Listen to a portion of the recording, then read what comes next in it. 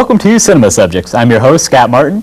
Today we'll be talking to a special effects makeup artist who has worked on such movies as Darkman, The Firm, and The Addams Family. He is currently a photographic production technology major here at SIUC. 24-year-old Dave Price. Hi, Scott. Welcome to the show. Thanks. I appreciate Okay, so let's get into it. What inspired you to become a makeup artist? Well, when I was younger, I was always interested in monster movies, and I've always wanted to know basically how they did the makeup. And I did a lot of research as a child, a lot of experimentation and whatnot, and as I got older, I found the library and I did a lot of reading on it. So basically, I did it a lot through trial and error and research. So you read books like that are behind us? Correct. Okay, is Halloween your favorite time of the year? I'd say Halloween would have to be one of my favorite times of the year because of A, the money involved, and B, the creativity I get to use. Okay, well right now we're going to go, we have some footage of you at work that we shot when I was helping Larry with his little project there. Okay, so we're going to watch it and then you're going to respond to it and give us a quick rundown. Here we go. Oh, great, okay. Okay, so what are we looking at right here? Okay, basically what I'm attempting to do is I'm going to clear off Jeremy's face of oil, and so therefore the makeup will stick a lot better.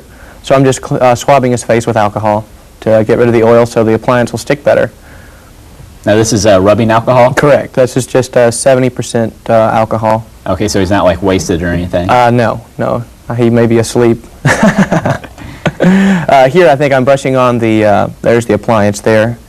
Basically what I was doing before, I was brushing on that spirit gum, which is a glue, that I'm fitting the appliance on with, and then I'm trying to go out through the edges, putting above his eyebrow so the appliance will seal on his eye. Making sure not to get it into his eye. Correct. That's the last thing I want to do is get it in his eye. I'm trying to seal up the edges of the appliance here.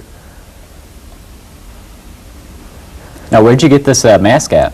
Basically I got that at a Halloween store here in Carbondale. I just wanted to use a generic appliance, and here I am darkening his eyes a little bit and the rest of the prosthetic. And then here you're adding depth? I'm just adding a little bit of, well, here I am adding some character lines. I believe that's to his chin. And there's, I'm gonna put on a fake chin here. This is a part of a prosthetic here. With a generic appliance like this, it's very difficult to seal the edges, considering the edges are not as thin as they are. I believe this is the finished product here. And there we have it. There's the finished product. Oh no! And we gave him a little touch of blood for the ending there. That looks beautiful. So tell me, what books or magazines did you read on the subject matter? When I was a kid, I went into a store and I saw a magazine called Fangoria Magazine that basically introduced me to makeup as a career, even though I was very young at the time. I learned a lot about special effects makeup artists such as Tom Savini, John Dodds, Dick Smith, etc., in the business.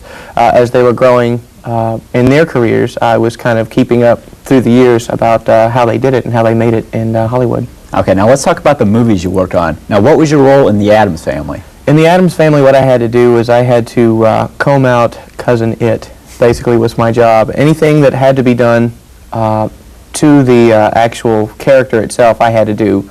If the hair was falling out, which basically that's all it was hair, I had to punch it in or I had to fix it. So basically that was my job. And here we're... yeah, that was a brief snippet of my job. Who yes. Played Cousin It? Cousin It was played by several people. It was sometimes it would be played by a man or a female. Sometimes it would be played by a child. So really it depended on who was on the set that day. Okay, now let's talk about Darkman. Now, did you work on Liam Neeson? I was able to meet Liam Neeson, and I did get to work on him briefly. I was an intern at the time with Tony Gardner for Alterian Effects Labs, and I was hired as an intern. So basically my job was to run slush molds of latex, foam latex that is, and anything that had to be done, such as getting the coffee or running errands and whatnot. That was basically my job, better known as a gopher. But I didn't mind it because I like to learn everything I could about the business. Okay, how long did it take to get the full makeup on? It took about 3 hours to do everything. I believe it was 8 pieces, including the vacuform skull on his head. So basically what they did was they put a part on his head almost like a bald cap, but it was vacuum formed, so it would actually seal to his head, and then they put the appliances over. And I got to paint him a couple of times as well as seal half the edges on the appliances, yes.